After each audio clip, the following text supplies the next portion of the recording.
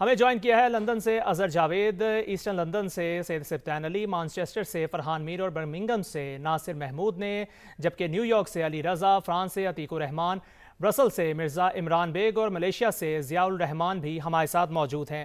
سب سے پہلے رک کرتے ہیں لندن کا، جہاں اظہر جاوید ہمیں ساتھ موجود ہیں۔ اظہر بتائیے گا، برطانیہ میں امیگریشن قوانین میں سختی شروع کر دی گئی ہے، کون کون سی شرائط کو سخت کیا گیا ہے، بتائیے گا۔ برطانوی حکومت نے یہاں امیگریشن قوانین میں بہت زیادہ سختی کر دی ہے، جس کی وجہ سے آنے والے دنوں میں تارکین وطن کی تعداد میں کمی دکھائی دے رہی ہے۔ برطانوی حکومت نے اعلان کیا ہے کہ جو لوگ یہاں پر آنا چاہتے ہیں ان کو ہائیسٹ کوالٹی آف ایجوکیشن بھی ڈیمونسٹریٹ کرنی ہوگی۔ انہوں نے جو نئے قوانین ہیں اس میں B1 کی جگہ B2 انگلش ٹیسٹ جو ہے وہ متعارف کروایا گیا ہے۔ اس کے علاوہ امیگریشن قوانین میں بہت ساری ایسی تبدیلیاں کی گئی ہیں جس کی وجہ سے ایک عام اوورسیز کسی بھی ملک سے آنا اب دشوار ہو گیا ہے۔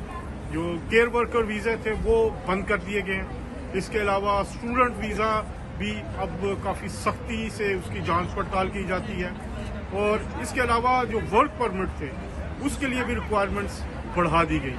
اس کے علاوہ ایک اور سب سے بڑا جو برطانوی حکومت کام کرنے جا رہی ہے وہ برطانوی شہریت کا حصول مزید سخت کیا جا رہا ہے۔ اب جو ورک پرمٹ پہ لوگ تھے یا نارملی 5 سال جن کو ویٹ کرنا پڑتا تھا، اب مستقل شہریت کے لیے یا جسے ہم انڈیفینٹ لیو ٹو ریمین مستقل سکونت کا جو اختیار ہوتا تھا اس کے لیے اب یہ جو عرصہ یہ 10 سال جو 15 سال کیا جا رہا ہے، اور یہ ایک سب سے بڑا جو چیلنج ہے برطانوی حکومت کے لیے، کیونکہ برطانوی حکومت کم سے کم جو لوگوں کو شہریت دینا چاہتی ہے۔ اس کے علاوہ یہاں پر جو انلیگل لوگ آلریڈی موجود ہیں ان کو گرفتار کر کے جو ان کے جو آبائی ممالک ہیں وہاں پر بھجوانے کا سلسلہ تیز ہو چکا ہے۔ بہت ساری جگہوں پر چھاپے مارے جا رہے ہیں، لوگوں کو گرفتار کیا جا رہا ہے اور ان کو ڈپورٹ کیا جا رہا ہے۔ اس کے علاوہ جو برطانوی حکومت اس وقت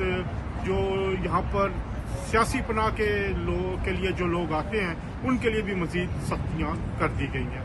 اب ان کو کہ اگر کسی کا سیاسی پناہ کا کیس اپروو ہوتا ہے تو اسے 2.5 سال کا ویزا ملے گا اور پھر 2.5 سال بعد دوبارہ رینیو ہوگا، اور اس طرح ان کو 20 سال تک انتظار کرنا پڑے گا مستقل سکونت کا اختیار لینے کے لیے یا شہریت کے حصول کے لیے۔ تو اس طرح برطانوی حکومت نے بہت سارے ایسے اقدامات کیے ہیں جس سے جہاں یہاں پر آنا تقریباً اب ناممکن ہوتا نظر آ رہا ہے۔ لیکن ایک اچھی خبر بھی ہے کہ جو ہائیلی اسکلڈ لوگ ہیں جن کے پاس اعلیٰ تعلیم ہے، جنہوں اپنے اپنے شعبے میں نمایاں کام کر رہے ہیں اور اعلیٰ عہدوں پر فائز ہیں، ان کے لیے سختیاں جو ہیں وہ کم ہو گئی ہیں اور ان کے لیے مزید راستے کھولے جا رہے ہیں۔ جی ٹھیک ہے اظہر، آپ ہمارے ساتھ ہی موجود رہے گا۔ اب رخ کرتے ہیں ایسٹ لندن کا، سید سبطین علی سے جانتے ہیں کہ پاکستانی کمیونٹی کا برطانیہ میں کردار کیسا ہے۔ جی بتائیے گا سبطین۔ جی بالکل، آج ہم بات کریں گے برطانیہ میں آباد لاکھوں پاکستانیوں کی جو اپنی محنت، ہنر اور قومی شناخت کی زندہ داستان ہے۔ NHS ہو یا تعلیم، کاروبار ہو یا سیاست، پاکستانی کمیونٹی اپنا لوہا منوائے ہوئے ہیں۔ NHS میں ہزاروں پاکستانی ڈاکٹرز، نرسز اور ہیلتھ ورکرز برطانوی شہریوں کی صحت کی دیکھ بھال کر رہے ہیں۔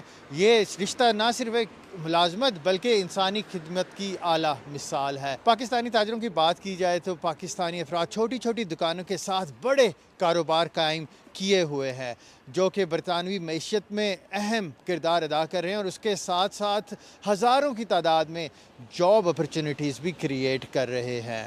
نسلی امتیاز کا چیلنج ہو یا ثقافتی چیلنج، پاکستانی کمیونٹی نے ہمیشہ اپنا مسئلہ بڑے مثبت انداز میں حل کیا ہے۔ برطانیہ میں اردو کے فروغ، مشترکہ تہواروں اور بین المذاہب ہم آہنگی میں ان کا کردار قابل تحسین ہے۔ یہ کمیونٹی پاکستان اور برطانیہ کے درمیان ایک مضبوط پل ہے۔ ریمیڈنس کی بات ہو یا مہارت کی، یہ پاکستان کو مستفید کرتے ہیں۔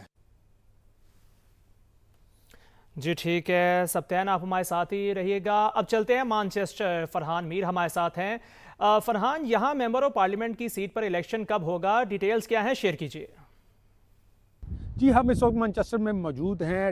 منچسٹر کے علاقہ ڈینٹن اینڈ گورٹن میں ایم پی کی سیٹ پہ جو ہے وہ الیکشن 26 فروری کو ہونے جا رہا ہے. میئر کے جو یہاں پر موجودہ جو میئر ہیں مینچسٹر کے اینڈی برہم, ان کو لیبر پارٹی نے اپنا امیدوار بنانے سے جو ہے وہ انکار کر دیا ہے. ان کا یہ کہنا ہے کہ آپ اپنی سروسز کو 2028 تک بصیت میئر جو ہے وہ اپنی جاری رکھیں. دوسرا ہم آپ کو بتاتے چلیں کہ یہ جو سیٹ ہے یہ اینڈی گوئن کی بیماری کے باعث جو ہے وہ خالی ہوئی ہے, اور 26 فروری کو اس سیٹ کے اوپر جو ہے وہ الیکشن ہونے جا رہا ہے. لیبر پارٹی کو 2 درجن سے زائد افراد نے جو ہے وہ اپلائی کیا ہے. آج شام 6 بجے تک جو ہے لیبر پارٹی لانگ لسٹ جو ہے وہ اپنی اویزاں کرے گی, اور کل 2 بجے سے لے کے شام 6 بجے تک جو ہے وہ ان امیدواروں کے جو ہے وہ انٹرویوز کیے جائیں گے, اور پرسوں جو ہے وہ فائنل لسٹ جو ہے وہ اویزاں امیدواروں کی جو ہے وہ کر دی جائے گی. جبکہ سنڈے کے روز دوپہر 2 بجے تک جو ہے لیبر پارٹی مانچسٹر کے اس علاقے ڈینٹن اینڈ گورڈن میں اپنا کون سا امیدوار جو لائے گی اس کا اعلان جو ہے وہ سنڈے کو جو ہے وہ کیا جائے گا. جی ٹھیک ہے فرحان. اب برطانیہ کے ہی شہر برمنگھم کا رخ کرتے ہیں. ناصر محمود سے جانتے ہیں یہاں کا حال. جی ناصر, یہاں گھروں کے رینٹ کیوں بڑھ گئے ہیں, کیا ریزنز ہیں, بتائیے گا. جی بالکل, برمنگھم میں بہت بڑا جو کمیونٹی کا مسئلہ ہے وہ ایچ ایم او ہے. H M O house in multiple occupation, یعنی کہ وہ رینٹ افورڈ نہیں کر سکتے, کرایہ افورڈ نہیں کر سکے. اس کی بڑی وجہ یہ ہے کہ یہ ایچ ایم او کی وجہ سے لوگوں نے ایچ ایم او میں بہت زیادہ انویسٹمنٹ کی ہے, اور سرمایہ دار جو ہے وہ زیادہ کرایہ لینے کی وجہ سے پرائیویٹلی طور پہ بھی جو ہے 2-2, 4-4, 8-8, 10-10 مکان لے کے ایچ ایم او میں انویسٹمنٹ کر رہے ہیں, جس کی وجہ سے پرائیویٹ جو کرایہ دار ہیں, فیملیز ہیں, ان کے لیے مکان ملنا بہت زیادہ مشکل ہو چکا ہے. یہاں پہ میں بتاتا چلوں کہ ایچ ایم او کی وجہ سے لوگوں میں سخت غم و غصہ بھی پایا جا رہا ہے. مقامی جو کمیونٹی ہے اس کو سخت پریشانی کا سامنا کرنا پڑ رہا ہے. ایک تو ایچ ایم او کی وجہ سے کرائم ریٹ میں بہت زیادہ اضافہ ہو چکا ہے. دوسرا جو ہے وہ روڈوں پہ جو ہے وہ پارکنگ کے مسائل اور این ایچ ایس کو بھی مشکلات کا سامنا کرنا پڑ رہا ہے, کیونکہ دوسرے شہروں سے بھی لوگ جو ہوم لیس پیپل ہیں وہ آ کے رہ رہے ہیں. ایک مکان میں تقریباً 1 سے زیادہ, یعنی کہ 3 بیڈ روم کا مکان جو ہے اس میں 4 سے 5 لوگ جو ہے عام جو اوسطن جو ہے 3 بیڈ روم میں وہ رہ رہے ہیں.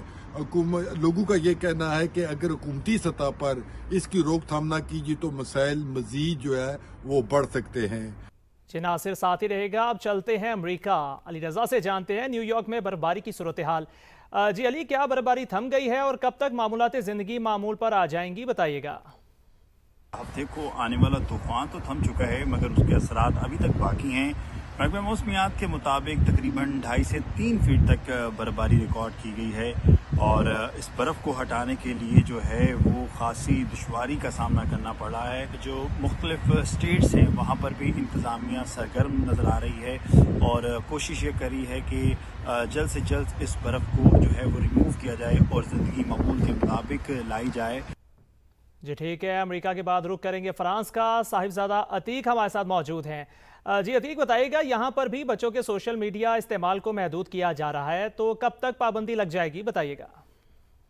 حکومت فرانس نے 15 سال سے کم عمر بچوں کے لیے سوشل میڈیا پر پابندی کی طرف پیش رفت کرتے ہوئے یہ واضح پیغام دیا ہے کہ بچوں کے ذہنی تحفظ اور مستقبل پر کسی قسم کا کمپرومائز نہیں کیا جائے گا. فرانسیسی صدر ایمانوئل ماکرون نے واضح کیا ہے کہ بچوں پر ذہنی دباؤ, نیند کی کمی, فحش مواد تک رسائی جیسے مسائل بچوں کی زندگی کو خاموشی سے تباہ کرتے جا رہے ہیں, اور اس حوالے سے 1 ستمبر نئے تعلیمی سال کے آغاز تک سوشل میڈیا پر پابندی عائد ہو جائے گی.